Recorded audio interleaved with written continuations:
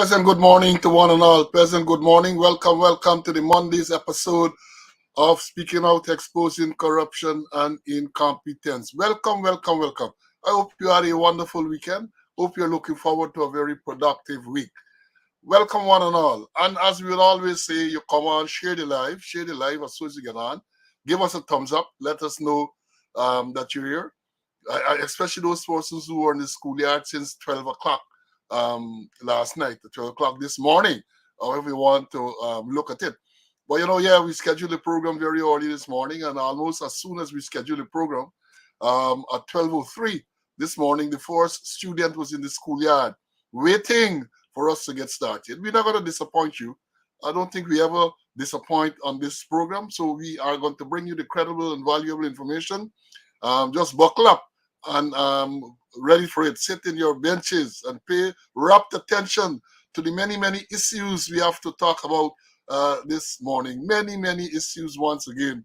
Last program was Wednesday, and between Wednesday and this morning, so many things have happened. So many things. We need to bring these things to your attention. We need to do some analysis of some of the stuff that is going on in Guyana. So yes, share the live. Let people know that we're in. Give us the thumbs up. We tell you about the thumbs up. We'd like to have the thumbs up to let us know that you appreciate what we are doing. We're going to do the research. We're going to come and we're going to give you the information. All those people who are trying to hide stuff from us, we are going to remind you of what has been happening. We're going to bring new credible information to your attention. So share the live. This is the day that the Lord has made. Let's rejoice and be glad in it. A wonderful Monday, the start of the new working week. And as we always remind ourselves that we have to give praise and thanks to the Almighty for allowing us to see this new day. So many persons are not that fortunate. So every time we get up in the morning, we open our eyes, give praise and thanks to the Almighty for allowing us this privilege. It's a privilege to be here in the new day. And it's a privilege to be on this program and to be able to bring you the information. My co-host, my former co-accused, former co-defendant, and colleague, Mr. Conway, is already ready in the studio, and he is waiting to go. I'm going to bring him in a while. But as you normally say, schoolyard pack, man, pack. This morning, you almost, I think you broke the Monday's record for the person sitting in the schoolyard before the program started. And again, I need to remind you that once we schedule the program, then you can immediately log in on YouTube. But if you're a Facebooker, you have to wait until we go live at 11 o'clock before you're able to join. So when we scheduled the program this morning, the YouTubers were here from 12:03 this morning. 12:03. I know the blackout, mosquito, eclipse, nothing bothering them. Nothing bothers these students who want to be educated. They are here very early. And we appreciate that. And you should appreciate us being here to give you the information by just giving us a thumbs up. And share. Let people know that we're on, and keep sharing. Some people will normally come in late. By now, people have grown accustomed to the Monday's episode. When we started, we had a decline in student attendance on the Monday. But now, the Monday is almost equal and sometimes surpasses the Wednesday edition. So share the live. Call a friend, tell a friend. If every one of you here now share to 5 persons, we're going to have lots and lots of people who are going to be getting it live. Some people like to get it live because, remember, as soon as the program ends, the episode is on YouTube, so you can go and you can look at it at any time. But some people want to be here live to make comments and to see the other comments. When you go on YouTube, you're not able to do the live. You're not able to get that live interaction. So yeah, once we schedule to go there, so we invite you again to go to YouTube and to subscribe to the page by the same name, Speaking Out, Exposing Corruption and Incompetence, or you go to the Facebook page by the same name and you like the page. So whenever there is a post, you are going to get the notification. Over the past few days, there were 2 additional posts on the page, and I can see the reaction. Thousands and thousands of persons viewed those two posts. One dealing with the detention of the head of the major crime unit of the Ghana Police Force by the U.S. federal authorities. And the next one dealt, I think that was posted yesterday, dealt with the proposal to rename the police force to the police service. So those two short clips are there, and we encourage you to look at them and to share and share and share. Yeah, as we said, we got to do the roll call, and then after the roll call, we're going to go straight into the program. So let me do the roll call immediately. Let me do the roll call to tell you when we scheduled. The first person we had here was Tilula. Congratulations. He came on at 12:03 this morning, followed by Corinne, followed by Clifton. I can't recall seeing Clifton before. Welcome. Isabella Shetred is there. Out of the UK, Wayne came next. Then we had Gavin, Kevin, Joseph is here. Denise is here very early this morning, the secretary. Lynette out of the UK is very much here. Vibert, Malcolm, Earl, Patricia from New Jersey, Floyd is here very early this morning. Floyd came in at 5:21, followed by the one and only BX, my squad mate, Charles Goodman, better known as Buxton, is here. Cecile, Sean is very much in the house. No miss class. He don't ever miss the class. Carlisle is in the house. Then we have Winston again, another UK student is here. Keelan came next, followed by Debbie, Ruth, followed by Brian. Then we have Mandela. Mandela came in at 6:03. Courtney. Then Tessa from Florida. Orlando, Florida is in the house. Colin, John.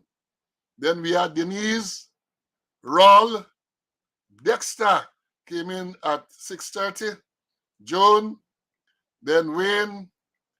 Ulrich, the man from Crane, is in the house.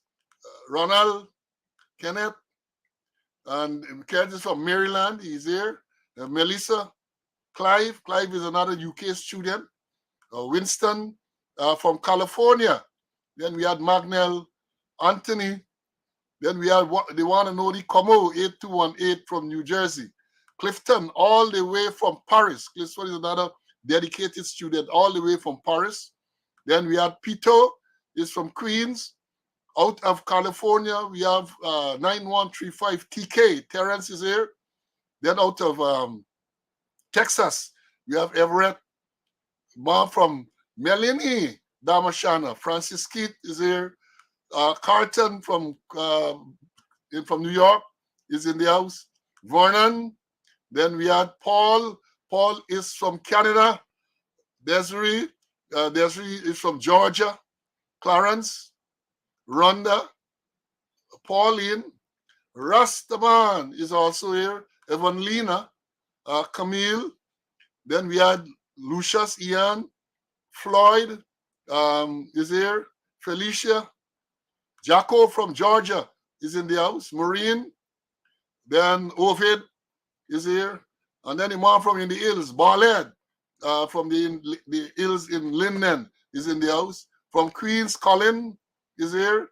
Then we have from the west side, Pomela, Maxwell. I think Maxwell is in Borbees. Then from Canada, my squad mate Doreen is here.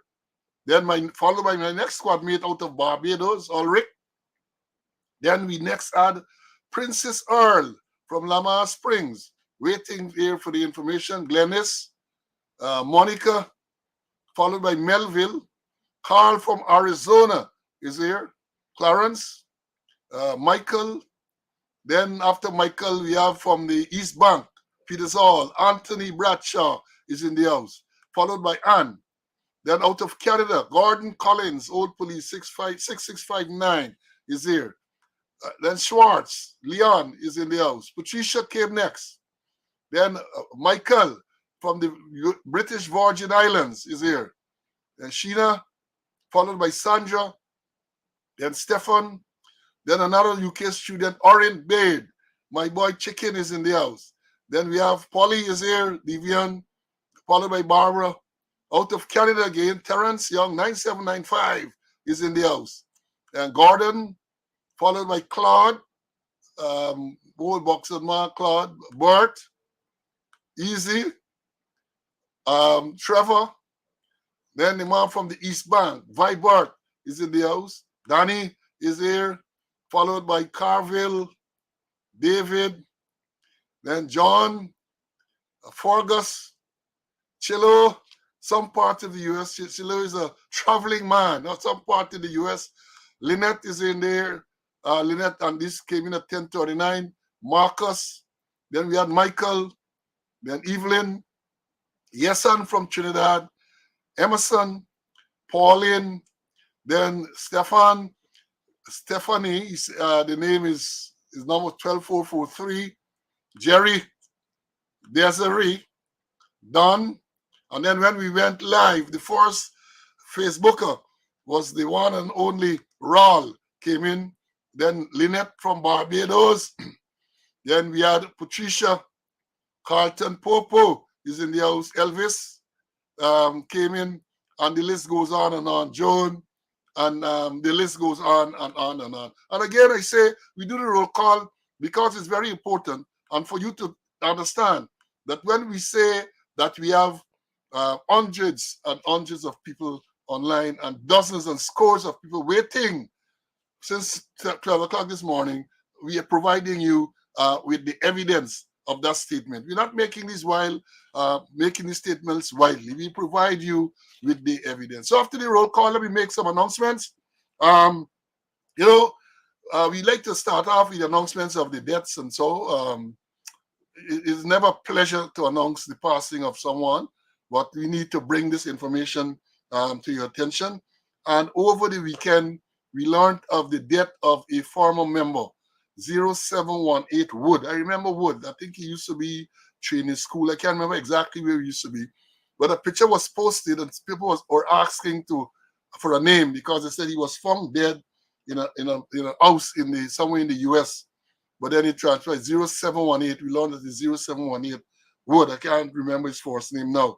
And then we had the death of a person who is not, I don't think he's a member. He wasn't a member of the force, certainly.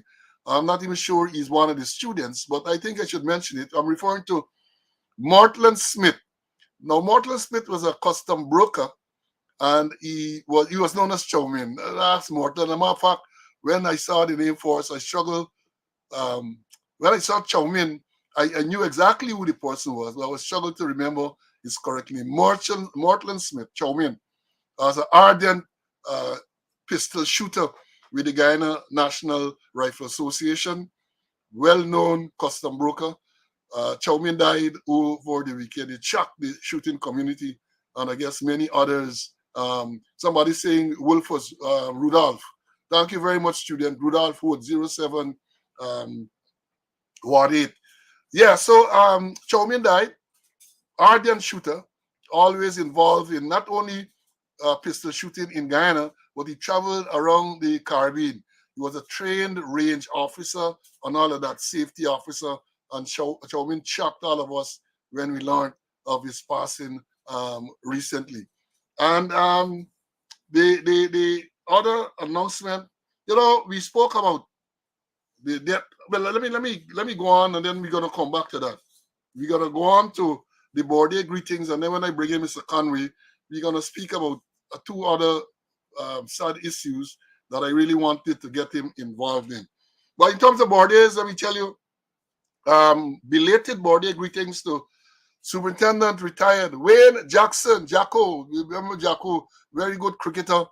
I remember when Jacko became an officer, I was very, very excited over the fact that I now had a very good cricketer in my team. Ulrich and these guys, you remember Jacko. I think Jacko number was 88, 78, old police. Retired some years ago, lives somewhere in the US. He recently celebrated a birthday. And we had the birthday too of Inspector Matthew Craig. He's a current member of the force. He recently celebrated a birthday. Former Woman Sergeant Wendy Dainty. Wendy was one of the first women to be at the TSU. When I said be at the TSU, when I joined the TSU in 74, you had women there in the registry. People like Hazel Bizet and this girl John and Lynn Octave, they were in the registry. But when Dainty and others came, Moro, Mona and those persons, they were real TSU rank because they worked guard. They were made to wear TSU uniform and they stood as sentries at the front gate there. So when they celebrated the birthday recently.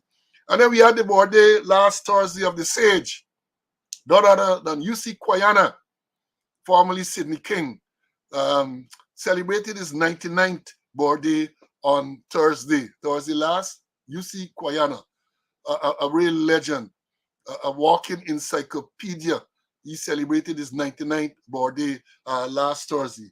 And lastly, in terms of birthdays, we had the birthday of a very popular and a bright attorney. I'm talking about no other than Darren Wade. Darren Wade celebrated a birthday recently. I want to take this opportunity to wish all of those persons who celebrated their birthday recently a special birthday greetings belated to all of them. Hope you had a wonderful day, and I hope that you live to see many, many, many, many more. Brother UC is there. He is battling. He celebrated 99 the other day. What an achievement. What an achievement. And then when you look at some or when you read some of his writings, you realize that the faculties are still there. Some of them much younger, but when they speak or when they write, you know that the faculties are not all there. And I always, when I hear some of them, especially the one on Thursday, I'm reminded of the saying that those who the God wish to destroy, they first make mad. Can't say that about brother. You see, he's going strong. Yeah, some people have commented here and wrote that he was a cricketer, he was a footballer. I know you talk about it. Was a very good footballer in the police team back in the 70s. So yeah, he passed recently. Let me bring in Mr. Conway, and then we're gonna go back to two deaths that I want to comment on briefly. But CC, welcome. Good morning. Good morning. Happy to be in the land of the living. Congratulations to those persons who passed, who recently celebrated their birthdays, and my condolence to the relatives of Wood who passed away recently in the States. Yeah, well, CC, I want us to quickly, let me say this. Talking about the deaths, we on the 12th of last month, we learned of the tragic death of Sergeant Vaughn, police sergeant. According to the report, he was shot, they say accidentally, by some constable, and say he was part of a elite group, according to the crime chief, of policemen who were hunting for this man who escaped, the rapist who escaped from the Mazruni prison. He was buried. Vaughn was buried last Friday. And, the thing is, we learned that the rank who is alleged to have shot Vaughn was under close arrest.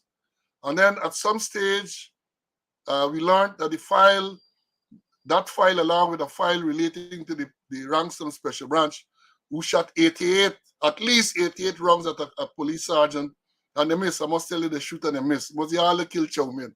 So the file had gone to the DPP. That is what we were told. There was a release saying that those two files had gone to the DPP. I know up to now, we have not heard anything further. This is an incident that took place on the 12th of March, almost 1 month ago. A police sergeant is killed under suspicious circumstances. And we had a release at the time of the incident. We had a update to say that the file has gone to the DPP. But matters like these, people need to be kept abreast. The family, members of the public, need to be kept what is going on with that matter. And then, as I've said too, the matter with the ranks of the special branch who shot at the car with the sergeant in it, they said those two files went there at the same time, nothing. And the other matter that I want to talk about, quickly ask a question about, on the 24th, around the 24th of March, it was reported that a handyman, 19-year-old, was shot and killed by a security guard at Lusignan. He was at some auto sales place at Lusignan. Well, the father of the deceased disputed that. He said his son was no handyman. He was some technical man working there, and he was shot and killed, and he wasn't satisfied with what was going on. But we haven't heard anything further. What happened to that investigation? What happened to the rank who fired the shot? What happened to the security company? Because our information is that the security guard who was given the shotgun had no training, at some 20-year-old security guard, just given the shotgun, and he shot and killed this man. And when you read the story, because according to the father of the deceased, when the incident occurred, he said that if proper attention, immediate attention was paid to his son, he might have survived because he was shot in the groin area. Well, there's always dangerous in the groin area because you have a lot of major arteries in that area. But he is complaining that because it took so long to take his son to some private hospital to get treatment, he might have bled to death. And up to now, we have not heard anything further on those two matters, the Vaughan case and this case with this security guard. Mr. Conway, what are your views, comments? Let me start with Vaughn. Because here's it, a police sergeant serving member of the force killed by a bullet from one of his own colleagues. And we say, well, elite group. I wonder what is elite but a group. First thing we hear that it was led by a GDF major. I don't know when those in those operations we asked GDF to assist us, but they can't be in charge. Maybe I'll admit things went wrong. But there, Vaughn was charged, and all you hear that the file gone to DPP. It's either of two things. Either you charge somebody with it, or you recommend an inquest to see if anybody was criminally responsible for the death of Vaughn.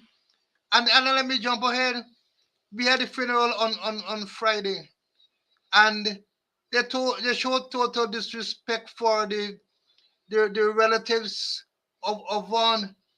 The body moved from the parlor in Georgetown.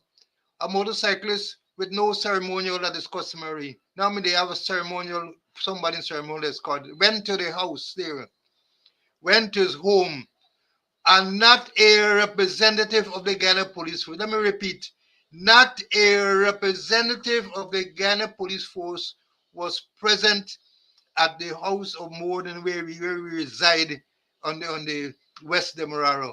Not even a representative from Georgetown. Not even a representative from I mean if Georgetown might say they shot the staff. What about the divisional commander and his staff in West Demerara? Nobody whatsoever was there.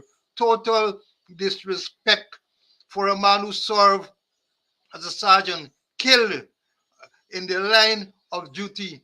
And let me make it more clear because the incident took place in Region 3.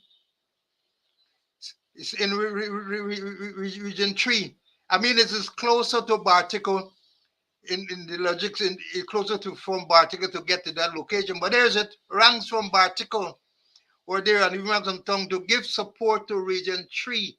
And this policeman get killed by the police bullet. And up to now, they can't come to any conclusion. They can't come to tell him what the file gone to DPP. For us, the DPP get thousands of files looking at it. And many times they say the file gone to DPP and nothing it ain't gone yet. And then when we look with the shooting of the death of that guy on the East Coast here, what happened, as you mentioned, Paul, what happened with the security service? It isn't time you have somebody there who wasn't trained. That is enough time that is enough evidence to suspend the operation of the security service. And according to the law, you suspend it for in the first period with no not more than a month, and you give the security service 15 days in which to respond in writing why it should not be further extended the suspension or cancellation. And at the same time, all operations should cease. The weapon should be seized, and they will seize the weapon and get them in police custody until the matter is finally determined. And then you mentioned to Paul 88 rounds discharged by members of the special the members of the security section of the Guyana Police Force's special branch, and nothing. You won't hear nothing. All you hear that the file gone to the DPP. Cover up, cover up, cover up, and that isn't doing anything for the public image of the police force. People coming up with all kind of a conspiracy. So I'm really disappointed that in Vaughn's in terms of not showing any respect to the family of Vaughn. No, apparently no action is being taken against security service, and there's a wall of silence in relation to that 88 rounds that they discharged. Yeah, well said, my brother. Disappointed indeed, but in my case, not surprised. Disappointed, but not surprised. That is now the modus operandi of the Guyana Police Force. Sadly, that's the modus. Very callous approach to these issues. Either the investigation, the treatment of a deceased person and their family. That is what is happening. And then people talk about the morale. These things must affect morale and professionalism in the force. Now, let me tell you, after that, this disappointing and thing and so on. I know the cricket fans are here. What a performance yesterday by Romario Shepard. What a performance by Romario Shepard. In the last over in the game, the man nearly destroyed Andre Norkia, man. Not nearly, he destroyed him. Destroyed him, four sixes and two fours. Destroyed him. What an exhibition of power hitting. Came back and then he got the man of the match award. So that was a pleasant thing to see yesterday. Not only power hitting in itself, but he's a fellow Guyanese. And you have to really celebrate these very few things that we get that are positive coming out of Guyana. Fantastic hitting there yesterday. I enjoyed that immensely. I enjoyed it immensely. And to move on, we had on Friday on the east coast of the US this earthquake. And you hear a lot of stories about the earthquake. One friend of mine called me or messaged me Friday afternoon to tell me he was disgusted over the fact that every news, every station you tune into in the US, all they're talking about earthquake, earthquake, earthquake, the other earthquake in some one of these countries in Asia where people died and it wasn't getting that type of coverage. And he made the point, or I told him, I said, well, what are you annoyed about that these people talking about earthquake, earthquake, earthquake in the US? You get in blackout, blackout, blackout every day. You're talking about it too. So you should really be annoyed over the fact that they're talking about what they deem to be a tragedy, and you have a tragedy there occurring with certain regularity, But maybe because you're accustomed to the blackout by now, so you take it as something that is you take it to the just move with it. So that was it. You had this earthquake on Friday. And then today, the Monday the 8th, it's going to have a total solar eclipse. And a man said this morning, I had a good laugh this morning, this thing that you call social media is something else. Anybody can go onto social media and say all kind of crap. A man said, today, with the eclipse, he was explaining the eclipse. He said that is when the sun will go into the moon for a brief period. The sun goes into the moon. I had a good laugh over it this morning. The clip is there on social media, and we were laughing about it. So today, on the east coast of the US, I'm not sure where else, but there are postings with the timings that is likely to occur in certain places. I think they say upstate New York, Buffalo is around 3:20 or 3:18 this afternoon. You're supposed to have the total eclipse. Of course, those people who are superstitious are reading all kind of thing into that. They say all sort of thing. Maybe the world will come to an end shortly thereafter. But people saying all manner of things. And I know the schools are going to be closed, and people are the necessary precautions have been issued not to look into the sun. I would urge and advise people to follow those guidelines. Yeah, you don't want to get injured. Because if you look, you should make sure you have protective eye, you have eye protection and all of that. So yeah. So let's look for the eclipse, but make sure you do so safely. Let me bring in Mr. Conway to comment on the earthquake, the eclipse, and the earthquake by Romario Shepard yesterday. CC, I know you're a cricket fan. I'm sure you would have enjoyed that. Yeah. Well, I really enjoyed that earthquake by Shepherd, and I've since watched it several times over and over again, and I'm so excited about it, man. Total destruction, man. And I have some friends in the States, so they talk about, luckily, that no cases of any reported deaths or massive damage done to structures and anything. Praise the Lord, man. But, going back to Shepherd, I really, really enjoy it. And more so it coming from a Guyanese man. Oh, God. Real satisfying. Yeah, we need these uplifting things because it's all gloom and doom. And some people, when we come here and we bring you this information, we're not manufacturing these things. So if it's a lot of gloom and doom, we are not, we are just the messengers. So let me understand this. You know, the police corporate communications unit, the police corporate propaganda unit, they never cease to amaze with the crap that was released. This is this morning at 5:26. I decided to check the news. When I checked the news, there's a story there. Alleged abuser nabbed with AK-47 ammo. Police says the police say some alleged abuser was nabbed with AK-47 ammo. The article sees a short article, short release. Let me read it to you. The Ghana Police Force yesterday detailed the arrest of a 36-year-old man of Buxton, East Coast, Demerara, with ammunition belonging to AK-47 rifle after they responded to a report of assault and threatening behavior. According to the statement, the man of Middlewalk, Buxton, allegedly assaulted and threatened his child's mother with a gun. When the police responded to the report, they found 15 live 7.62 by 39 ammunition rounds. That's what they say now. At his residence. Checks were made for the firearm, but it was not found, the release said. They go on to say the police said the man was contacted, told of the offense, cautioned, and arrested.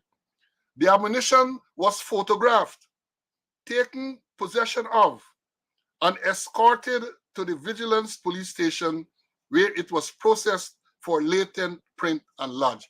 Now, this is it's a three-paragraph release from the police corporate propaganda unit. And the amount of errors that are evident in this short release is unimaginable.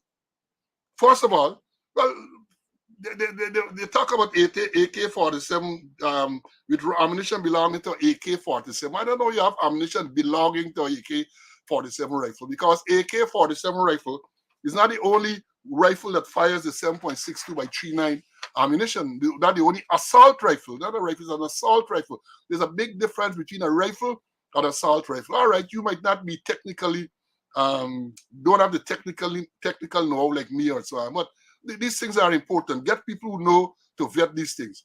Then they go on to say that when the police responded, they found 15 live 7.62 by 39 ammunition rounds. Now, what are live ammunition rounds? Live ammunition rounds, that is what they say. Oh, you know it's live rounds. Oh, you know, you test it to know that it's live rounds. And then you talk about live ammunition rounds. What are ammunition rounds? They found these things at his residence. Checks were made for the firearm, not a firearm, but checks were made for the firearm. So they're looking for a particular firearm, but it was not found. Then they go on to say, the police said the man was contacted. Yes, Popo, you know the thing. The man was contacted, told of the offense, cautioned, and arrested. Now, again, we made the point for the younger policemen who have been listening.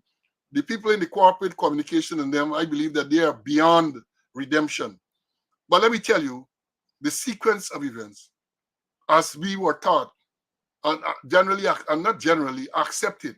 You can't caution and then arrest. You cannot caution the person and then. The person has to be in custody before they are cautioned.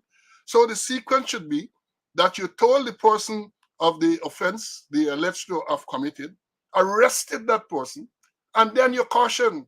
You arrest and then you caution. But they are saying, I mean, they are corrected it sometimes based on our comments, but they're going back to this nonsense again, where they're telling you told a man of the offense, you're cautioning. So even before you arrest him, you're cautioning him. And then they say again, listen to this sequence here by my students. The ammunition was photographed, taken possession of, and escorted to Vigilance Police Station where it was processed for latent print and lodge. So you're suggesting to me, you're saying it explicitly, that you took the photograph before you took possession of the ammunition. That's what you're saying.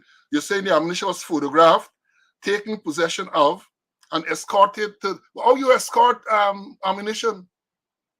How do you escort? They said escorted. The ammunition was escorted to Vigilance Police Station. Please, pray, tell me how you escort ammunition to the police station. And again, for the students, when they say that the ammunition was photographed, it is possible, that the ammunition could have been photographed in situ. Let me explain that. But this is not what happened, I'm sure, because you go to a scene and you see evidence. It is possible and it is recommended in certain cases that you photograph the evidence right where it is, even before you take possession of. But that's not what they do, because I'm sure that no technical photographer went there with them. So they're telling us that the ammunition was photographed. After it was photographed, then it was taken possession of, and the ammunition was escorted to Vigilant Police Station where it was processed for latent prints and lodge. Oh man, oh. Yeah, China, man, China. When you give this release, you go all over the world. I don't know that they get guided police force down as a stupid organization, but don't conform it, man. Don't conform it. Oh, try. Try again the sequence. You have to arrest the person before they are cautioned. So you should tell the person of the offense they are alleged to have committed. Once they are told that, then they are arrested and they are cautioned. And the caution is not the caution what a Detective Sergeant Singh gave in court. It's a caution to say that you're not obliged to say anything unless you wish to do so. And anything you say will be taken down in writing and may be given evidence. That is a caution standard, and there is a caution that the detective sergeant, the detective officer in charge of Brickdam, the largest police division in the country, had to read from a piece of paper when he was cautioning the mayor. He had to take out the paper and read that. And what I told you there is what I learned way back in 1974. I did not read that from anywhere. You're not obliged to say anything unless you wish to do so. Anything you say will be taken down in writing and may be given evidence against you. Basic policing. Basic. So you have to arrest, then you caution, because the important thing there is that whatever the person says thereafter, as the caution suggests, can be given evidence against him or her. So let's understand this clearly. And then when you come to the ammunition, you photograph the ammunition, then you took it into your possession, and then you escort it to Vigilance Police Station. Mr. Conway, you're the trainer. Help me, man. Help us. Oh, Lord, that people terrible. Help me, man. All right, let me sound presidential, man. Let me stop you right there, Paul. Let me stop you right there. You talking about arrest and then caution. And how is it the head of the OPR testify in a court that he cautioned a man over the telephone? How is that? I don't understand. And then the thing is how they handle the ammunition. I'm sure they can't find no latent fingerprint. Those things gotta be carefully handled, carefully packaged. How could you find fingerprint? Must be about 5, 6 people must you don't handle the ammunition and everything, That I always saying that you win or you lose a case most times at the scene of a crime. And if it's not properly processed, you don't have proper caring in handling the things that you'd want to tender in court later on. You can't, and your case is go down the drain there. But they need to do quite a lot more work in terms of managing crime scene, And then I want to know whether or not they found this thing, whether they had a search warrant or there's no need for any search warrant anymore. I can't remember when last I heard the police say they executed a search warrant. And I'm talking about search warrant signed by a magistrate or a justice of the peace. All I hearing is that they go to a building and they requested to search and the persons agree, give them permission to search and they search and they find X or Y. But any good lawyer would move to suppress that evidence. First thing they can say, the American normally use a term, no? They say the forbidden fruit of the poisonous tree, that it wasn't lawfully obtained. So managing a crime scene is critical. Handling things that you want to later on project, but it is also crucial, or you will destroy vital evidence. Yeah, very important. I see Ulrich say, let me put up on Ulrich. Ulrich is saying that the caution should be verbatim. Correct, Ulrich? There's something we have to learn verbatim. A story is told of a detective, Carl Crawford, who went to court to give evidence. And he said he cautioned the accused person. And then he was asked by the defense counsel, how did you caution him? And Crawford was a man of a lot of words, they say. And they say, he told the man, my friend, you're not obliged to say anything. And then he go on. And the defense counsel successfully attacked that first two lower words. My friend, was he your friend? How could you call him a friend and all of that? That seems to have been an inducement. So these things are important training for training. Very, very important. But as I've said, when you have the detective in charge of police A division, Chabinat Singh, who went there at the mayor's office to arrest the mayor, and you have to read the caution. He pulled out a piece of paper and he read the caution to the mayor. And I said, wow, imagine the detective divisional officer, the most senior officer in the division, don't know the caution verbatim. You have to read it. You have to read it. And even then, when he read the caution, the mayor wasn't arrested. So perhaps there is a standard operational procedure now. You're cautioning people before they are arrested. And these things, even though it appears minor, we're not nitpicking because you're going to go into the court to give evidence and you're going to say that. And therefore, even if the person makes an incriminatory statement, the fact that he was not in custody at the time might be an issue. Might be. So these things are not trivial. These things are important. And I would wish that someone, they get lawyers, the crime chief is a lawyer, right? At least he's admitted to practice law. I must put it correct. He's admitted to practice law in Guyana. They ought to make sure that these things are corrected. If I were in this position, I would tell them no release about crime or incidents can be made to the public without being vetted by either himself or someone competent from his office. That is what you have to do. That is what you have to do. But these things are very embarrassing. And I know that these people, like the minister and they are beyond embarrassment. They can't be embarrassed. So any nonsense can go out there to the public. And then what happens? The force, whatever little credibility the organization has goes down because this is an official release. But let me move on. But again, we want to bring these things to their attention, not because we are finding fault, because the mistakes are there and we are trying to correct them. We might be doing so in an unorthodox manner, but it needs to be done. Nobody going to do it in the orthodox manner, so we're going to come on this program and bring it to their attention. And again, tragedy in Guyana, tragedy, you can't miss out. A couple days ago, 2 teachers died after collision between Coast Guard vessel and a boat in the Moruca River. Now, for you don't know the geography, Moruca is in Region 1. That's way up by Venezuela. And this article says that the Guyana Defense Force today informed of a tragic incident relating to a collision between a Coast Guard vessel and a civilian vessel in the Moruca River, Region 1, Barima Waini, resulting in loss of lives.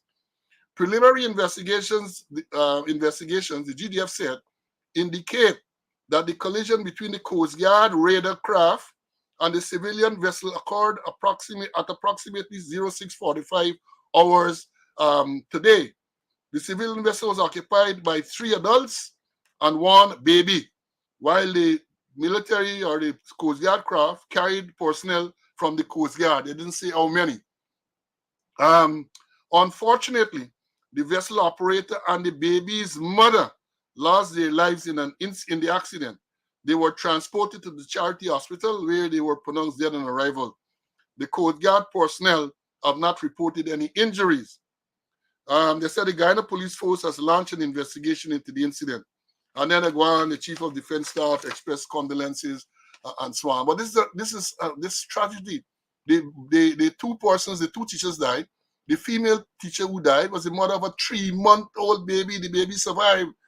And there's a report there of the other survivor how she was able to pull the baby up to save the baby. You have a situation now where a 3-month-old baby is motherless, And as people are saying, they talk about a report and all that. Don't look out for anything.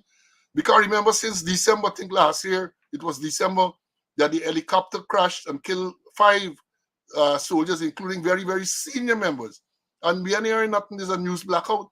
We're not hearing anything on that report. Initially, they said that an investigation was to be launched. There were 2 survivors, not a peep, not a word to the public from the survivors. So that's where they're going to go into the cover-up mode.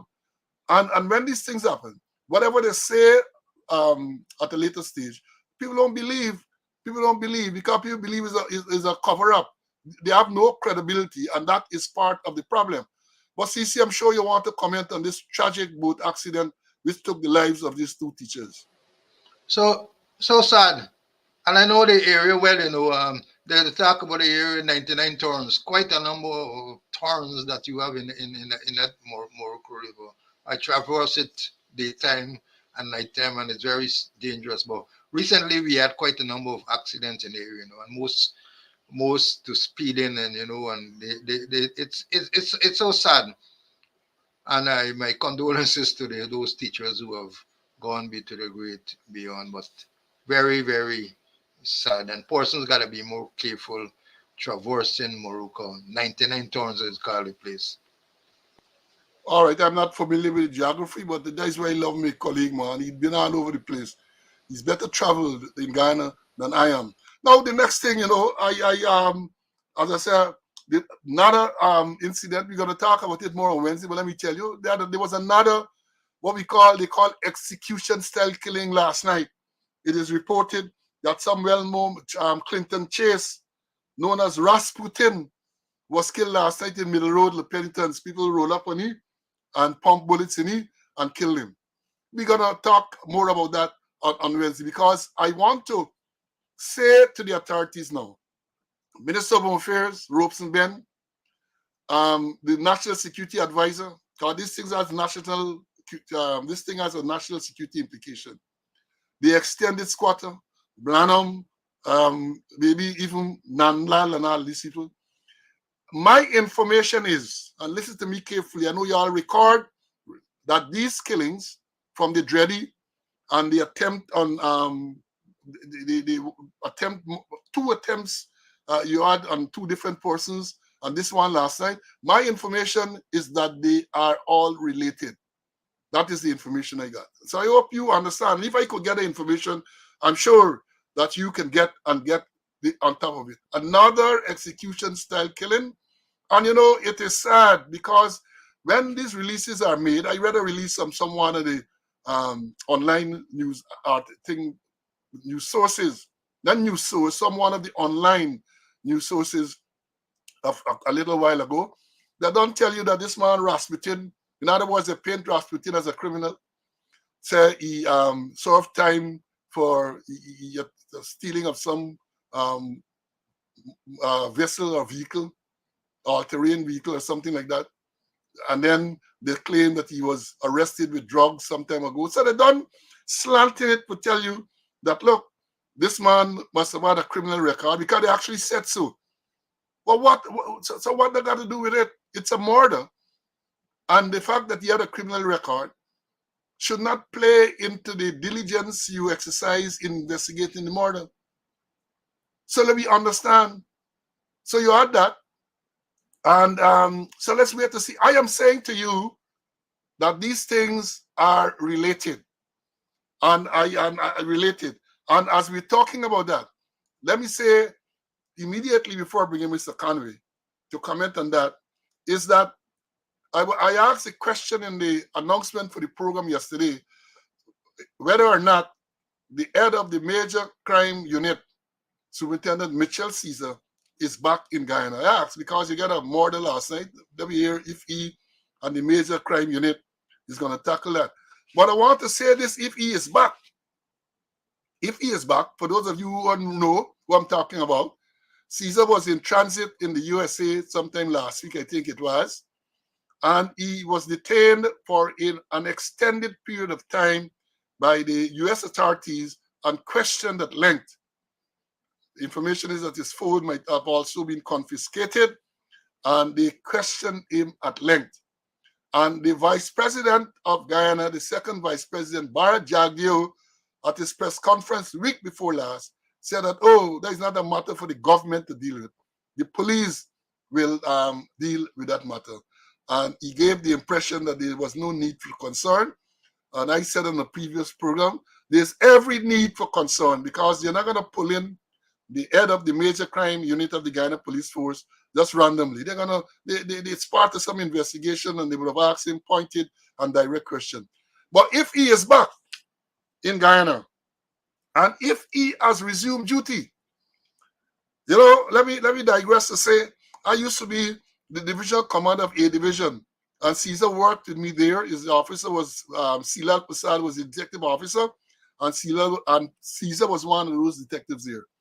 But if I had still been in the force, having regards to what took place with Caesar and the US authorities, if I had to see Caesar to come to any meeting with me, he would have had to come dressed in his Bokta alone.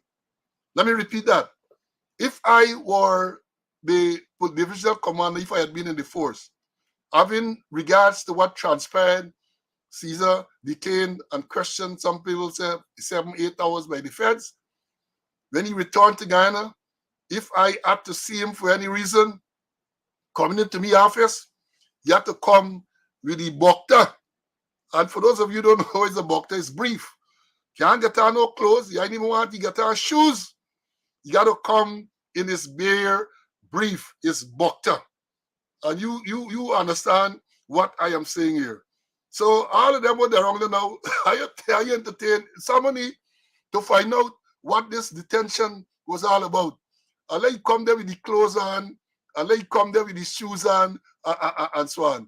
As a matter of fact, I could tell you this. In my case, if I had been there, you gotta go through X-ray and all them things before you come in to my office. You gotta come into my office having me properly X-rayed. Perhaps all sort of imaging would have had to be done before he come in to my office. But the my friend just says nothing to be worried about. There's something for the police force to deal with, the police administration to deal with. I watch Interberiba, make Kwashiba take notice. But I am telling you, he didn't come into my office with no clothes. He didn't come in my office with no clothes. You have to come with the Bokta. And the Bokta can't be no big Bokta. The Bokta got to be them little piece thing, like them little piece bikini type Bokta. Let me tell you, let me give you all some word of free word of caution and advice. It's up to you all to take it. But the vice president then got to worry because, as he said, it's not a matter for them to deal with. CC, how would you have dealt with such a matter, my brother? Like you, I would be very wiry, I would be very wiry. Anyhow, let me get back to this recent shooting, this execution style shooting. And it's not only the attorney general or the vice president, that send out dog whistle that this must be done. Police have sent out dog whistle that this must not be done. Many times you have execution style. Unfortunately, oh, he's a criminal, he's a drug man, you charged with this, you charged with that. Sending out a message that, hey, don't bother with the investigation, drug man, shoot drug man, and things like that. But whenever you're done, is a murder has been committed, and more people are gonna die. Because if you don't stop the murderers, other people are gonna die. So saying a man he's a drug man or you're charged with this and that, you send a message to the investigators. Don't kill yourself. Don't do no intensive investigation. I did a program with the FBI, and I always like to refer to the FBI. I did management of death investigation. And I have a book here. It's, I think, 701 pages. And from the beginning, and the inside, they give us what was our theme. It's written by Arthur West Weaver, and it's entitled Homicide Investigator. And this is what they drill in our heads. And when I came back from there, this is what he used to drill in my detective heads, especially dealing with homicide. And let me quote what he used to, what they drilling out from beginning to end. Let me go. No greater honor will be bestowed on an officer or a more profound duty imposed on him than when he's entrusted with the investigation of the death of a human being. It is his duty to find the facts, regardless of color or creed, without prejudice, and let no power on earth deter him from presenting these facts to the court without regards to personality. Let me repeat again. No greater honor will be bestowed on an officer or a more profound duty imposed on him than when he's entrusted with the investigation of the death of a human being. It is his duty to find the facts, regardless of color or creed, without prejudice, and let no power nor deter him from presenting these facts to the court without regards to personality. And they're sending out the dog whistle. Don't bother with it. Jogman kill Jogman execution style. But the killings will continue. They will continue. And getting back to Caesar, in Guyana, we dealing with what we call reasonable suspicion. Before we make an arrest, we're supposed to look at the reasonable suspicion among other things. But in the States, and which front and I did a program in the States, um, legal issues for commanders, legal issues for commando.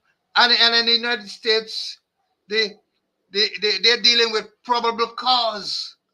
So when they held Caesar and detain him, they didn't look at reasonable suspicion. They look at probable cause. So perhaps they have probable cause. That's why maybe Paul, you were afraid to be near Caesar because he might be very wire up. You know that they did not refuse to take away his visa. They allow him. He had to whistle. He had to talk, and then maybe they get him for future action. So let's see what's going to happen, what's going to develop. Let's wait and see. Let's wait and see where it will all go. But again, I tell you all, make sure the man cover the speedo brief, nothing more. Speedo brief, right? All the on the toenail, you gotta check to see if anything is there. It's up to you whether you want to eat this stupid advice from this person. Now let me move on. More charges again. I read in this morning that a wife and husband died in what's supposed to be murder suicide. That is being reported this morning. This thing occurred yesterday. So the body of a 56-year-old Sarah Bacchus Arjun and her husband, 69-year-old Kemraj Arjun, were found by their 13-year-old daughter when she returned home about 3:30 on Sunday afternoon. So apparently this man killed his wife, and they're saying that he might have ingested a poisonous substance and later died. Pressure, this is some note is found to say that she was unfaithful to him, and that is why he killed her, because they're saying that he killed her and he used the murdered weapon. Some knife was there. But they said when the 13-year-old daughter, returned home about 3:30 yesterday afternoon, they found him gasping. She found him gasping. And there was a smell of a poisonous substance. An alarm was raised. He was taken to the hospital. He died. His mother was found. Pressure, pressure, pressure. Now let me move on to this next issue. It went paper. Today is the 8th. In Saturday's paper, there's a letter by one Tony Vera. If you know Tony Vera, one of the pioneers on TV in Guyana. Then he turned to politics. He was part of Gaisuku. Tony Vera is well known in Guyana. He wrote a letter which appeared in the Starbrook News on the 6th of April, that's 2 days ago. And let me read the first part of it because I have some issues with some of the statements he attributed to me. So let me say this. He says, "Dear editor, He asked the question, what is going on in Guyana? In the past few days, I have seen and heard complaints and accusations from many important sections of our society, and it's very disturbing. First of all, I looked at Mr. Paul Slow on YouTube, and he was making some very serious allegations against the current situation in our police force, and I dare say by extrapolation to other very important sections of our society. What he is saying is completely unbelievable. But since both he and his co-host are former assistant police commissioners, they must know what they are talking about. And here I want to say that I personally congratulated Mr. Slow some years ago, since it was my opinion then that as traffic chief, he was doing an excellent job. Mr. Slow is alleging that the police force is currently promoting only one ethnic group of people who are totally unqualified simply because they are pliable and corruptible. The other group of better qualified and in line for promotion are being bypassed and marginalized. As a result, according to the two assistant commissioners, most of the force are failing to give their all to protect and serve us. My personal investigation after questioning some old friends in the police force is that indeed the allegation has merit. Conclusion: Slow and Conway are right. We don't have a police force because someone is promoting the wrong people, seeking to cleanse the force of non-PPP supporters. That is that is the first two paragraphs of the letter that Mr. Vera wrote. Now, let me say this. I have never said that the police force is currently promoting only one ethnic group of people who are totally unqualified simply because they are pliable and corruptible. And the other group of better qualified and in line for promotion are being bypassed and marginalized. That is not what I have said. Let me repeat here what I've said repeatedly. I'm saying that certain people, this ethnic group, is disproportionately promoted to senior positions. And I'm going to give you examples because as I said, this thing is evidence-based. Disproportionately promoted. And let me give a quick background. This is teaching in us. We don't like to just throw things out. It is a fact that the Guyana police force, from time immemorial, has been dominated numerically. There's a numerical dominance of Afro-Guyanese police, or you say black people in the police force. There was a study some years ago which suggests that 80% of the force is made up of Afro-Guyanese and the other 10 of Indo and other races. So yeah, 80%. But when you look in recent times, especially since 2020 when the government returned to power, and you look at the promotions that are being made, the minority group enjoys most of the, when you look at the percentage of the promotion.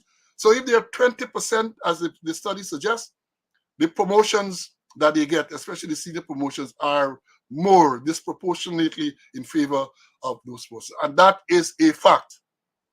That is a fact. The statistics will bear it out. Don't we do the disaggregation, as Nigel Hughes will see. Let's disaggregate and discuss it, right? And I'm saying, and I've said, so it's not only we're saying not one ethnic group being promoted. They promote both groups, but it's this proportionality that we are talking about. It's the fact that you cannot justify some of these promotions. So let's get that straight. And as I've said, there are examples, and let me give you a few examples before I bring Mr. Conway in. If you look at what has transpired since 2020, there was in 2021. Remember the challenge to the police promotion at the end of 2020, and then when the matter was thrown out, the Police Service Commission, of which I was the chair, released a list of persons to be promoted. That list was released on the 28th of June 2021. The government refused to recognize the promotion of many of those ranks. And most of the people who they refuse to recognize are from a particular ethnic group. And then what we had? We had a new police service commission, controversially being sworn in, and they made promotion in 2022, the 2nd of July 2022. The chairman, the bishop, I'm still trying to figure out whether he's a religious bishop or whether he's a chessboard bishop. He told the media, he told Guyana on the 4th of July 2022, at the sidelines of the anniversary church service, that the police service commission was not in a position to make promotions, that they were going to go through the process. And the very next day, hundreds of promotions were made. The very next day. And in that list, a lot of people from this minority ethnic group in the force were considered ahead of many of the more qualified persons. Let me give you a couple of examples. Couple. We had the promotion in that list of Krishnanath Romana. He is now the man in charge of Regional Police Division 4B. That's a diamond, the East Bank. Prior to that promotion, Romana, if you remember well, in October 2021, Romana was at Soku. And Romana came to the Georgetown Magistrate Court on the 15th of October to arrest me for a matter that was already, he had applied for a summons, and the summons was issued for me to attend court on the 15th of October to answer charge of conspiracy to commit fraud with others. And he turned up at the same magistrate court to arrest me for the same charge that I had already been appearing before court. He had applied for and got a summons. Unprofessionalism, don't sit, well, you know how you're going to call it, but unprofessionalism. On that very day, I made a report to the Breakdown police station about the assault because the alarm to me assaulted me. On the following Monday, I made a report to the Police Complaints Authority. Nothing has been done, nothing. As a matter of fact, when the Police Complaints Authority called him and Duke, who was another rank at Soku, to investigate, they bluntly refused to cooperate with the police, with the Complaints Authority. They refused, and the authority got a report to the commissioner. Nothing has happened. And what happened thereafter? He was an assistant superintendent. When that promotion came out in July 22, he was accelerated to the rank of superintendent. Accelerated. Then we recall he then arrested the same officer, Krishnanath Romana, arrested the lawyer Tamika Clark for advising her client to not to give a statement to the police. We had a big thing. Nothing went all the way to they were sued, went to the High Court. The Chief Justice ruled that they were wrong, award damages, and all that. And since then, the man has been promoted again, this time not in terms of rank, but the man was moved from Soku. He went to, as the traffic chief designate. Then he was moved from the traffic chief. He was taken to East Coast, Regional Division 4C. And the Minister of Home Affairs, when questioned about that, made a statement to say he was the best that they have. And then he is moved now, and he's in charge of a police division. A man who has demonstrated that he's unqualified, perhaps even to be in the force. And he is an Indian police officer. There's one example. Let me give you a next example. We have the example of Prem Narayan. Prem Narayan joined the force in 2000. He joined the Guyana Police Force in 2000. He got 3 promotions between 2000 and 2022. He got 3 promotions. The first promotion to corporal, the second promotion was from corporal to inspector, and the third promotion was from inspector to superintendent. A man who must only get the board certificate. This is a man who perhaps only has his board certificate. Indian police officer get all that accelerated promotion. The same man who a magistrate found in contempt and sentenced to 1 week in prison. Same man, get promotion. There's another one. Let me give you another example. So when I'm talking about facts, I mean, Mr. Vera might have misquoted me, but I understand what you were saying.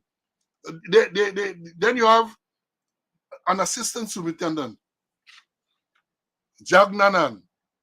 He is the man in charge of traffic in West Demerara Region Police Division 3. He too He got promoted to corporal. From corporal, he skipped the rank of sergeant. He was promoted to inspector. And from inspector, he's promoted to assistant superintendent in charge of traffic across the river.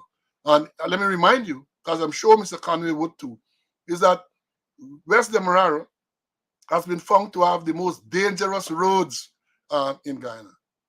And then to continue, after 2020, when the government came into the power, we have had what I refer to as the indigenization of the police command.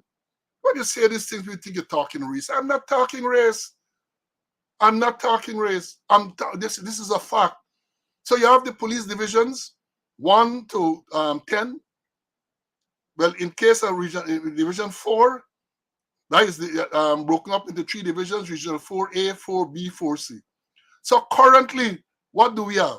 Region Police Division 1. That's Barima Winey, right? There's an Indian officer in charge, a young Indian officer in charge. Region 2, you have Shiv Baran. I can tell you something about he just now. He is in charge. Region 3, another Indian officer in charge. Region 4B, Ramana, as I told you a while ago. Region 4C, you have another Indian officer. Region 6, you have a region officer, another region. Region 8, you have another Indian officer. SOKU, finance office, operations.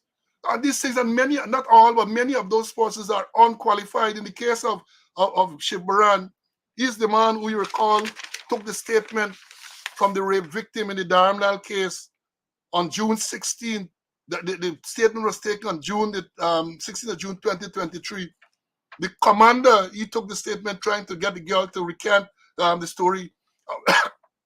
However, you look at the statement that he took, I'm saying that even a half-baked constable would have taken a better statement than that. Incompetence. And these people are promoted, they are in charge of police division and elsewhere. And I'm not saying that all of these people are not qualified. There are some people who are qualified for those positions. But I'm saying that you have other people from the other ethnic group who are perhaps even more qualified, and they are not given these positions. These things are facts. These things that I just told you are easily verifiable. So you're not going to jump and say, again, I am not talking race. I am talking facts, because these things are affecting the efficiency of the force and the morale of the ranks. Because when you promote a man from inspector all the way to superintendent, bypassing 300 and something people, you want to believe people are not going to see that and be worried. People are going to see it, and people are concerned, and they are expressing the concern. They are expressing their concern, but they are afraid to come out and to speak. They are afraid. So we say that these things have to be looked at. And let me bring in Mr. Conway before I go on. Please, I'm sure you would have seen the letter from Mr. Vera Yeah, and your comment. yeah, Paul. I let me further disaggregate this promotion situation. Um, Remember when they unlawfully got rid of us as members of the Police Service Commission?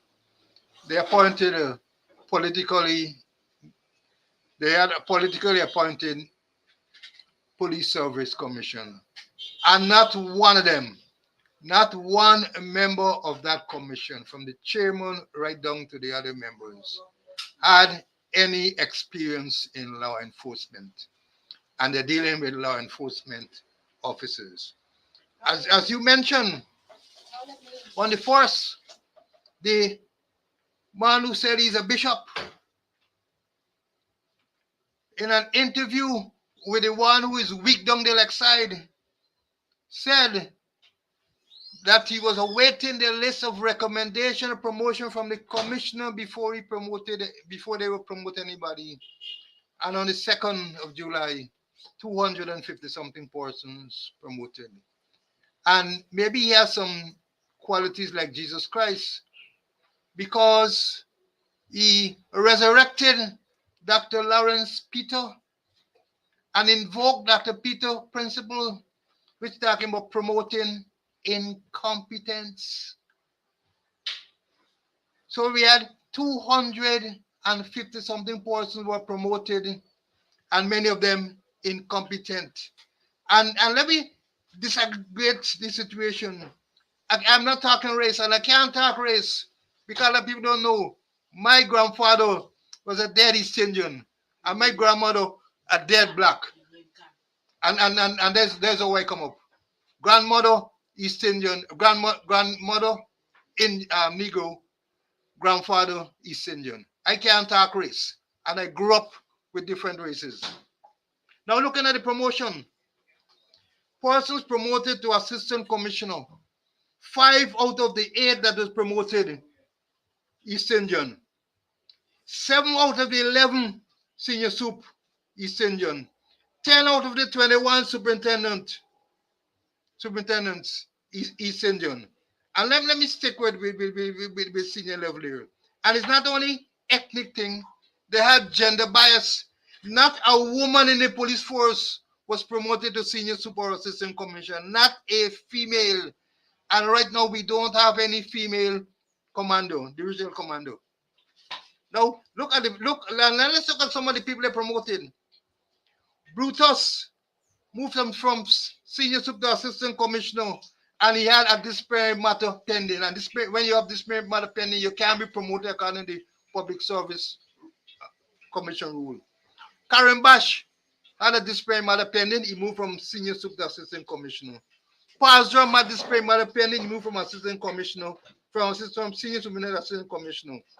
Chief Prasad Bacchus, disciplinary matter pending. He moved from soup to senior superintendent. Stanley, deputy superintendent, disciplinary matter pending. He moved to superintendent. Jupiter, Chevron Jupiter, had disciplinary matter pending, and she moved from assistant superintendent to superintendent. And the triple jumper, which we understand, which we should send to the next Olympics, moved from inspector to superintendent. And everyone had disciplinary matter pending at the Police Service Commission, where you were chairman and I was a member. Let us dispute that. And we look at it, Brutus is in charge of administration. Karimbash Suku, Pazram, Commander Region 4B. Chief Prasad Bacchus, Commander Region 6. Stanley, 2IC, 2 Bacchus. Jupiter, I think she's somewhere on these courts, the courts and variation name calling in some in some big financial matter at the police credit union. Prem Narayan, I know it there. And when we look also at the list of the seniority of senior soup who were promoted to assistant commissioner, the list was Watts was number 1, Blanham was number 2, Budram was number 3, Brutus number 4. And when somebody maybe reshuffle the batting order, and when the list come back, Brutus became number 1. And he get far date, I think over a year or something, seniority to others. And they are disappointed. They're grumbling. How come the number 4 man turn number 1? All because of the Police Service Commission, the politically inclined Police Service Commission. No due diligence was done. And I understand one member asked, man, so we're not going to check files, we're not going to do the diligence. And then he was told, look, we know the people.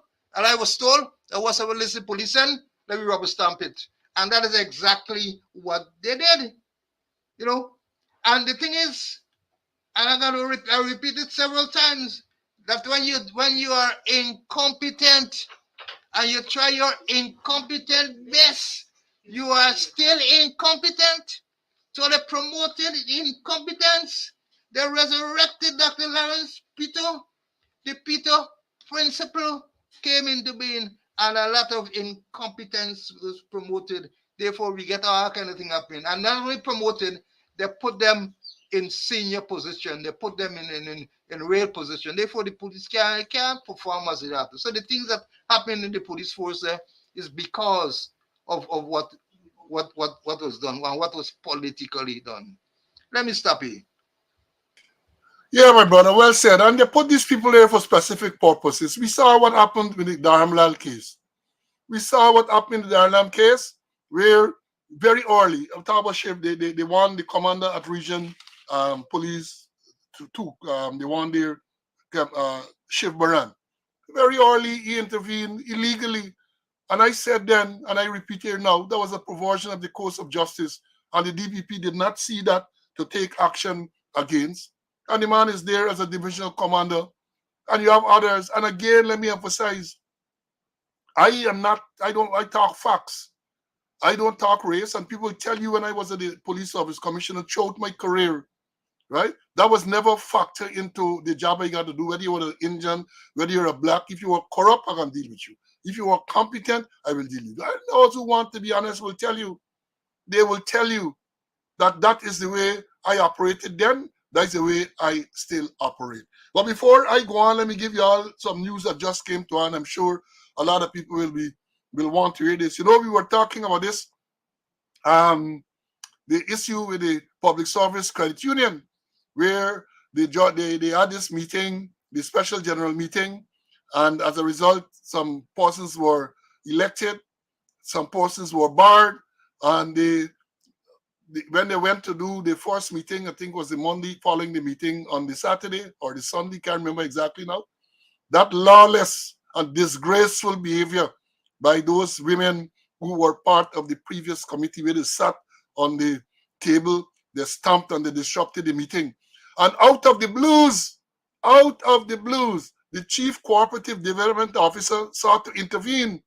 He wanted all kind of information from the newly elected body chaired by Trevor Ben and included Mr. Patrick Mentor. He wanted all kind of things. Well, they went to court. And sometime this morning, let me read what he said. Justice Navendra Singh ruled moments ago that the Chief Cooperative Development Officer, Mr. Janak Nath Panchu of the Ministry of Labor, has no mandate to intervene in the elections matter of the Guyana Public Service Credit Union. Justice Singh ruled that the elected members must be allowed to take up their positions, that the CCDO has no jurisdiction in the matter, and that anyone with grievance must approach the court separately. Justice Singh also rebuked Senior Counsel Neil Boston for allowing his clients to disregard the results of the court-ordered election. He stated that the matter must come to an end, and it has been ongoing for far too long. So the judge this morning ruled that, and we were saying that all along, we are not liars. We don't profess to be liars, but we know we're better than some of them COVID liars. And we were saying that the people went to court, and the judge, Justice Justice Navendra Singh, ordered this meeting. He gave specific instructions to the point where he instructed how much money should be allocated for the conduct of this special general meeting. The meeting was conducted. The aggrieved party, those who were there before, argued that the meeting was illegal because it did not have a quorum. I think that is the gist. That is how I understand the matter to be. And we said then that if the judge ordered this meeting, and if you felt that there was no quorum and the meeting was unlawful, then you should go back to the court. But to go to the board where the first meeting was to be held and behave in this disrespectful manner was totally out of whack. That should not have been. So the matter went back to the judge, and the judge ruled this morning, as we have said, that the Chief Corporate Development Officer, because he wrote to this newly elected body, he wanted to know how many people on the roll of the credit union. He wanted to know what was the quorum. He asked all kind of nonsense. And I said to them that he had no role in this matter. The matter was before the court, and therefore that is where the matter should remain. If they were dissatisfied with what took place, go back to the court. And at the same time, he came out from under some rock to ask these questions. And we made the point, there's a serious allegation that a senior officer from the Guyana Police Force attempted to launder $16.5 million through the police credit union. And you didn't hear a word from him. Well, you're in charge of that credit union too. The ministry does not have a role to play in that credit union too. So he jumped on the Ghana Public Service Union bandwagon, which incidentally I must add that they are trying to, the government trying to get some control. Is a credit union with a lot of money that under Trevor Ben has shown a lot of progress, and the members are satisfied with the way Trevor has been handling this matter. But you have these disgruntled one, of course, you know who they bring out. Look at the people who make up the ones who have been involved in all these shenanigans over the years. Look at it. It is instructive. Look at it. See who their backers are. So the judge, and let me say this, as I told the some persons when you had the last meeting, they ain't gonna give up. Too much money in that co-op credit union, they're not gonna give up. Look to see what else they are going to come with. Look to see what else they are going to come with. So the judge ruled, because you know some people, including members of the government, have a way of disregarding the orders of the court. They have a way. The government, the current government, in the telecommunication workers, these people have got judgment from them in their favor since 2021. I don't have all the details here now, but since 2021, and the government has refused to honor or to obey the order of the court. Refuse bluntly. So up to now, the people cannot get the benefits. And as somebody said to me recently, many of these persons are dying, right? Out of old age and so on. But they can't get the benefit. So let's see where this will go. I know this is breaking news to many of us. CC, I know you must have been hearing this for the first time. What is your take on this, my friend? Well, it is not surprising, because I was of the view, and I stated the view that if there are issues, you have to go back to the court because the court ruling, and I think the judge is right. But my only little disappointment is that he didn't cite that chief development corporate officer for contempt of court. Perhaps he should have pulled him away, come before me and tell me why he shouldn't go to jail. Come before me and let me know why the judge, if they do signal prison, shouldn't open up and swallow you. But then it's a good ruling, and the only thing that I feel that that guy, that co-op man, should have been cited for contempt of court and dealt with accordingly. Well, I agree with you with all of these matters where they are just disregarding. You have the chief election officer, the chief education officer, you have all these just disregarding these things. These judges have to get more serious, serious with these people who are openly disregarding and flouting the order of the court. They got to get more serious, because in this matter with the public service union credit union, it was a straightforward matter. As I said, we are not lawyers, but anybody with reasonable intelligence could have seen this matter went to the judge. He just made certain orders. If you were dissatisfied with the way how it was conducted, the meeting, the election, if they were not conducted in the manner prescribed by the judge, you have to go back to the judge. You can arbitrarily decide that these people cannot be installed, and you're going to make all kind of ruckus. You cannot. That is not the way, to use a word from the Attorney General, that is not the way society, people in society governed by the rule of law should operate. Remember, he said that? That is not the way that people in a society governed by the rule of law should operate. Go back to the court and get the decision of the court to think with the matter. But let me move on. But again, I say before I move on, the Chief Cooperative Development Officer, what he named Panchu, or what was his name, let me remind him that the Guyana Police Force Credit Union is a financial institution that comes under your ministry. And there's an allegation that a senior police officer attempted to launder 16.5 million Guyana dollars through that. And since that allegation has been made, they have been victimizing the persons who were there. Persons, they moved them, put them all over the place. Some of them moved 2-3 times all over, them moving them. All because they told the senior officer that it is not within the rules of the co-op to deal with the 16 thing. I understand that the same man, all he must investigate, that having made this or attempted to do this money laundering, the man applied for a loan of 100 million Guyana dollars from the police credit union. The same credit union where members are complaining that when they want a little loan for maybe pay down on a car or maybe school fees, they're not getting it. Or when they get it is significantly reduced, the people, same people. But this man, this senior police officer, applied for $100 million, $100 million, Ghana dollars. Or when the ranks there said to him that the rules, because somebody who knowledgeable in this thing told me last week that one of the rules is that if you want a loan, you can't get more than 3 times of your saving. So they say if this man wanted 100 million, you have to get 30 something $million saved in the credit union. But this man, Panchu, what you name, he ain't looking into that. He's not going to look in.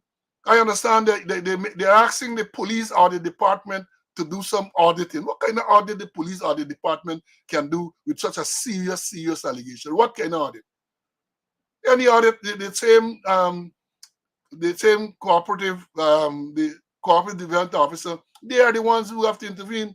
They are the ones who have to intervene. Perhaps even the financial investigation unit, the FIU, should investigate because we're talking about money laundering.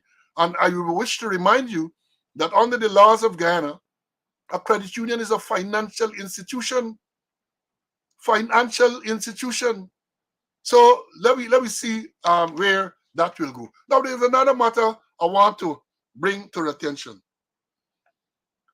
Some time ago, around the 17th of March, there was a report in the Chronicle, or as they say, the Chronicle, and it says businessman arrested after putting illegal gun in woman's handbag. The story goes on that a 30-year-old businessman from New York, Villeneuve, West Coast, Demerara, was arrested on Friday. This article was published on March 17th with an unlicensed firearm and several rounds of ammunition. He has been identified as Dylan Walker, male East Indian.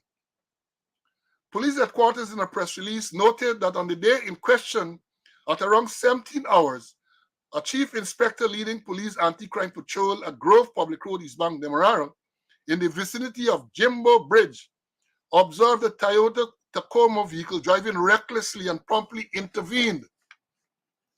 The vehicle bearing registration number so was stopped by the patrol ranks, and the driver, Walker, was instructed to proceed to Grove Police Station under escort due to the observed traffic violation. Accompanying Walker were 3 other occupants, including Sabrina Rima, a 26-year-old from Pleasance, East Coast, Demerara. Upon conducting a search of the vehicle, no illegal items were discovered. However, Rank's attention turned to a black handbag in possession of Rima. Upon inspection, law enforcement officers uncovered a black .32 Taurus pistol and a magazine loaded with 11 rounds of .32 ammunition. Rima was questioned about her possession of the firearm and whether she had a valid firearm license, to which she admitted she did not possess one. She was subsequently arrested and cautioned. Earlier, they're saying this time the arrest and caution. And that says the arrest and caution, during which she implicated Walker by stating that he had placed the firearm in her bag. Dylan, the quote is saying, Dylan put it in my bag, she told the police. Further interrogation at the Grove Police Station involved a separate video and audio interview with both Rima and Walker. During these interviews, Walker admitted to being in possession of the firearm and ammunition at the time the vehicle was stopped. He confessed to intentionally placing the firearm in Rima's bag while en route to the police station, thereby accepting full responsibility for the possession of the illegal items. Rima corroborated Walker's confession, claiming that she was under the impression that Walker was a licensed firearm holder. Then they say our investigations revealed that neither Walker nor Rima held valid license for the firearm in question. Walker is expected to appear in court this week on gun-related charges. That is an article on the 17th. And I asked the question, what happened to that matter since? What has happened to that matter since? My sources have told me that the singer, Jackie Opel, has intervened. Again, I got to explain this thing for the younger students to know. Back in the day when Jackie Opel was a singer, He had a famous song called You Got to Pay. You got to pay A. So when people tell you that Jackie Opel intervened, what we are saying that the information, the allegation is somebody had to pay. And they like one a Bajan singer, a Bajan singer. I had an issue there with a Jamaican friend because he said he lived in Jamaica, but he was from Barbados. Jackie Opel. Jackie Opel, see, you got to pay. Some people said Jackie Opel intervened in this matter. And information is that on today, like today, this man, even though they said the man was to go to court during the week of the 17th of March, that up to now, this matter has not gone. And I hear there's a lot of spill off from this matter. A lot of spill off because I understand that this thing has caused a big rift in the division. And this is the division 4B, headed by the same controversial Ramana. I understand that people say money pass, and because money pass, magic, they're playing magic, or as we say, a lot of jiggery-pogery with this matter. I understand that the crime chief got involved and summoned all the detectives of that division to his office over the same matter and made a decision to do some shuffling, because at the time when this matter was being investigated, I understand that the detective inspector in charge of the division was on the same trip that Caesar went on to India. And Caesar, they come back, he get pulled in by the feds in the US. The detective inspector was not pulled in. I understand when the man expressed dissatisfaction, they had this reshuffling. And my information is, I can't believe it, but I tell you how I get it. Me, I want no profit. That Romana, upon hearing that transfers were made, instructed the ranks not to go on any transfer. Power play, my brother, power play. He instructed them not to go on any transfer. And according to the information, the extended squatter and the admin man were to meet with the parties, I think sometime around Thursday or Friday, when they were me, I think one of them in Thursday, was to meet with the parties to deal with this matter. Can you imagine that? Man found the illegal firearm. And I said from then when it was discovered that this is a case really got to handle quite carefully. Because even though this man Walker, and don't let the name fool you, Walker is a male East Indian. Even though he admitted to the station, I said that if you're going to rely on his admission and the evidence of Rima, then it's a very weak case, because when you go before the court and the man said he never said so, I don't know how you're going to prove that he admitted that he had this firearm. Even if it was video, the statement was video recorded. I said it's a case that required a lot of diligent investigation and putting together. But magic is playing. And even that, we also commented on the manner in which this vehicle was escorted to the station. First of all, the man drive dangerously, they claim. He recklessly prompted them to intervene. Now, if the man drive recklessly on the road, you got to drive to the station. He's escorted to the station. That is part of the problem you have. That is part of the problem. People make allegations about corruption and so on. Man commit himself. Yeah, maybe if it's reckless driving, depending on the nature of the recklessness, because they get varying degrees of recklessness. Yeah, you might have to take him to the station, yes. But we caution these ranks that don't take anything for granted. So there it is, they escorted to the station. No search was carried out. Still, when they got to the station, then this gun was found in the woman's bag. I like to remind them about an incident at Sparna police station many, many years ago. The constable named Aldridge, and a criminal name they used to call Gun Youth. They stopped Gun Youth on the road in front of Sparna police station, took him in to the station without searching him. Gun Youth had a firearm in his crotch. He took out the firearm and shot and killed Constable Aldridge in Sparna police station. So we say to them, don't take anything for granted. You stop people, they got to source these people. So in this case, no search was conducted. They were taken to the station. When they got to the station, then, so people of criminal intent could have done all kind of damage and harm to the policemen here. Mr. Conway, what are your views on this matter. No charge up to now. What do you think? Well, as you say, Jackie Opel, you got to pay. And you mentioned searching is important, searching is critical. Stop them on there, and then you go to the station. Then you search and you find things, and then possession carry several elements that it could be actual or constructive. Actual, you have it on your possession. Constructive, you have it somewhere else under your control. And also, I don't have time to go in there. There's what I call it the mental aspect of possession, that you know of its existence and you intend to keep it as your own. You know, but the more they remain silent, the more suspicions going to come in play. You know, and the thing is that corruption is rampant.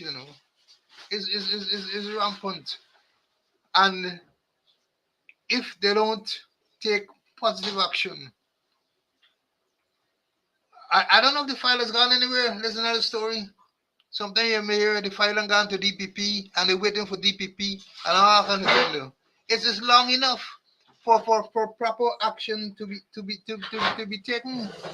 But what's going on, and when you get incompetent people in charge of divisions, all these kind of things will happen. Yeah, but why is it taking so long? The Durham file went to the DPP, and by the afternoon it went back to say no charge. Durham Lal, the former minister, who was accused of grooming, raping, and buggering the Amerindian girl. Within a day, the DPP pronounced. So if it is, we don't know that to be true, because they say the release said that the file gone to DPP. But if it is that the file in fact went to DPP, why are they taking so long to make a decision in the matter? Why are they taking so long? That's part of the whole corrupt process. All is part of the whole corrupt process. And let me move on quickly. We're running out of time. Now, again, fatal accidents, fatal incidents occurring with such alarming frequency in Guyana, it boggles the mind. And I saw online article on Saturday, and I say I gotta tell you, Barbados, Christchurch man dies in collision on ABC highway. This is Barbados. Christchurch is a province, or what they call it, a borough, whatever word they use, in Barbados. And this thing started by saying Barbados has recorded its third road fatality for 2024. This Saturday gone. Saturday, Barbados has recorded its third road fatality for the year 2024. Wonder what is the figure in Guyana? We getting 3 in a day in many cases. 3 in a day. Barbados get 3 for the year so far, and that was big news in the thing. And in terms if you want to do it per capita, even if you look at it per capita, Barbados had like about 280,000. That's the population. We had about 750.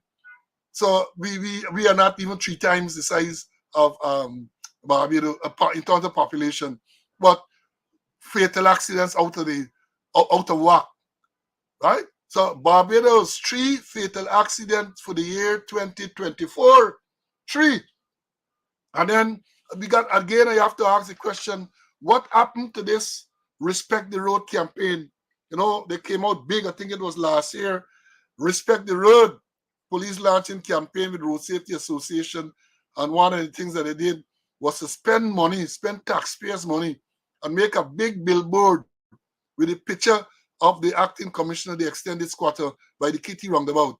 I saw one there, and I saw one in West Demerara by Windsor Forest area somewhere there. They had one. I don't know how many more they had. Spend money for that. They spent money to put up billboard, a big billboard with the acting commissioner, the extended squatter picture. I see they moved the one by the Kitty roundabout there now. The one has been moved. But what happened to that program? What happened to that program? Also, you will recall in the New Year's message, I gotta mention these things over and over. In the New Year's message from the president of Guyana, he said, let me quote here, the carnage on our roads will be greeted with a robust road safety and traffic management plan. I intend to have a national conversation on this issue within the coming days. Out of that conversation, new laws, regulation, and technology will be implemented to stop the carnage on our roads. What happened to those promises? What happened to the promise by the president to the coming days, to have this conversation in the coming days? What happened to that? A lot of these things they just go and talk, to fool people, but then nothing comes out of it. Nothing at all comes out of it. So yes, Barbados got a third fatal accident for the year, 2024, and they mentioned the number. But what happened to Guyana? I don't think for this year we have had from the traffic or any place else to say how many fatal accidents and incidents and deaths we have had this year as compared to the corresponding period last year.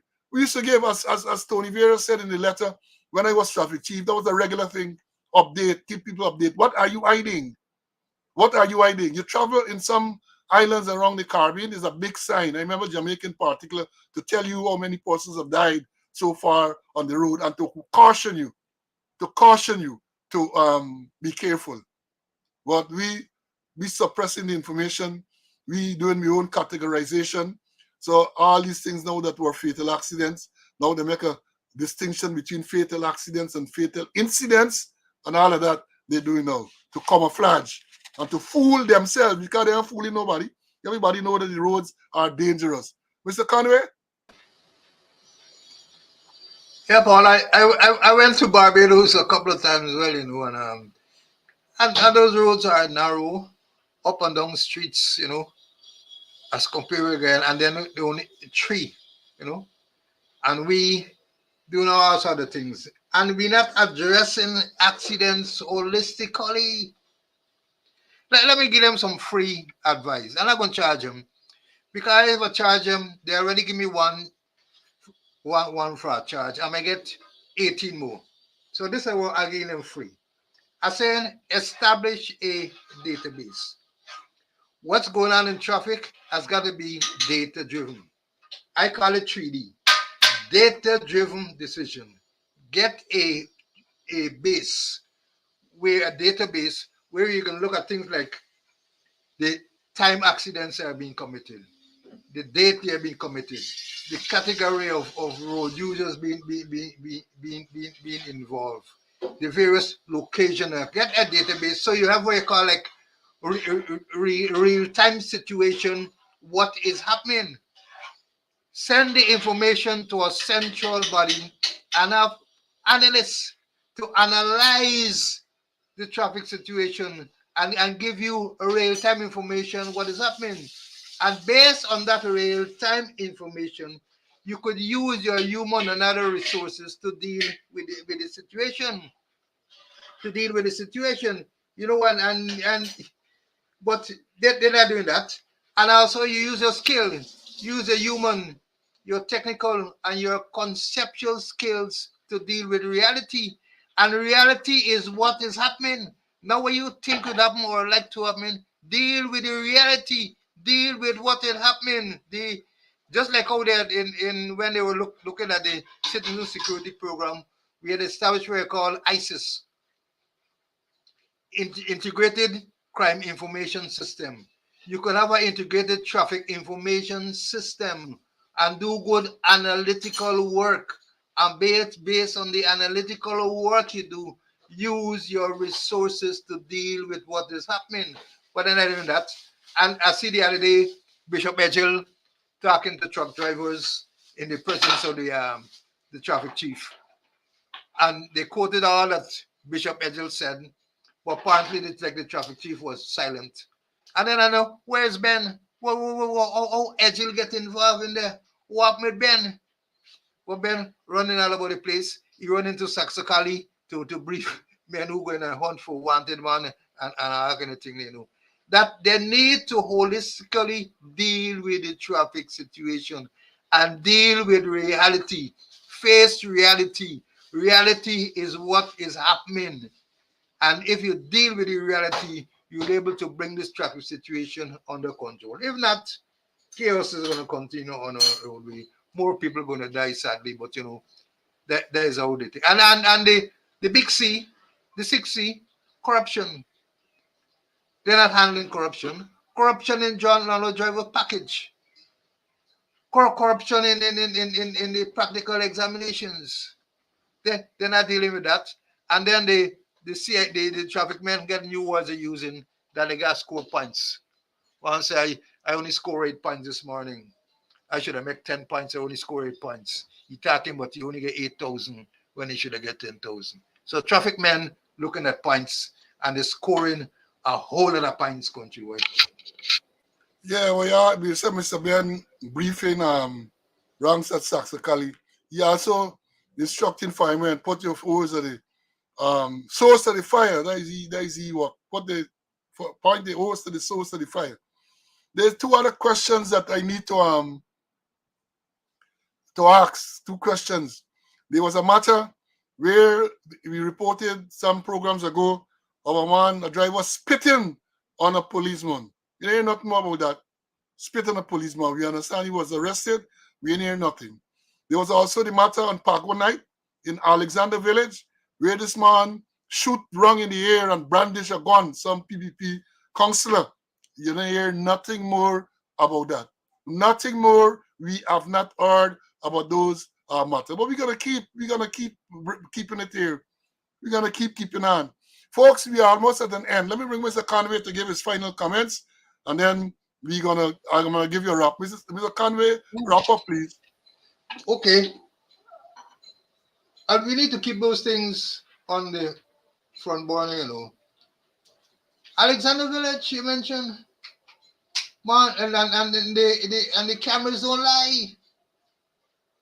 We should avoid there that the man, we heard that he was arrested, but he reached court yet, and we hear that he was asked to show cause why his license should not be revoked.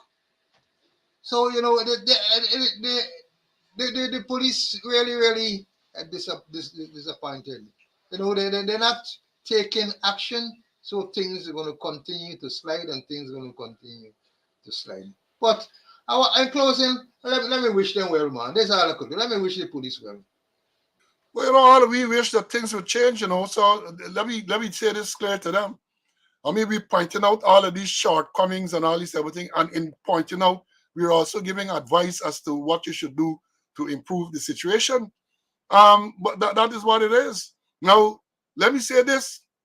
We had other issues to talk about. I see somebody, the Venezuelan threat. We're gonna deal with that on Wednesday, God's willing. But there are other issues that we wanted to talk about. But again, time has caught up with us today. And I want to leave with this quote again. I'm gonna quote G.H.K. Lal, who said, "What Guyanese live with today is not a government, but a gang of gangsters. For the most part, what Guyanese are for leaders today are nothing but out of control lunatics, pathological liars, unreconstructed racists, and political sadists." Then he goes on to say the UNHCR exposed all this and more in one fell swoop. Unless stopped, the PPP government will drown Guyana with it as its long descent begins. There's a quote from J.H.K. Lal, which I remind us from time to time. He said, what we have is not a government, but a gang of gangsters. That is what we have. So sometimes when these things happen, we ought not to be surprised. But when we come Wednesday, we're going to ask the question. We're going to ask it now, and we're going to seek answers. What did Guyana gain? What did Guyana achieve from that meeting in St. Vincent and the Grenadines, known as the Argyle meeting or the Argyle Declaration, whatever it is, between the president of Guyana, president of Venezuela, Nicolas Maduro? What did we achieve out of that meeting? Perhaps the politicians and the foreign policy experts will, between now and Wednesday, let us know what we really has achieved from that. And that will be the lead-in to some of the actions that have been taken by Venezuela over the past week or so. Folks, we have had a long morning, students. Again, I must commend you on your attendance. Large numbers. We're getting into, well, thousands now. And I am happy that this is so. Happy. Even though we are only now on 2 platforms, because we used to cross stream on Camps TV, but something we have lost that. So we basically on YouTube speaking out and Facebook speaking out, and we get in thousands. So we are happy that you find us useful. You find the information, not really information that we bring to you, very useful. Again, I ask you to subscribe. A note that you and give you all a thumbs up, but I don't want to interrupt. We had a good morning. Notwithstanding that, we had a good morning.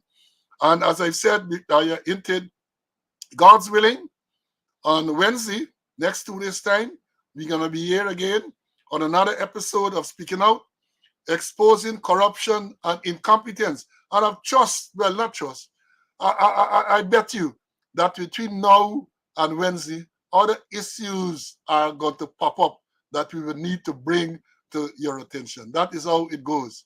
And we are going to be ready. We're going to do the research, bring these things to your attention. We have lots more to tell you.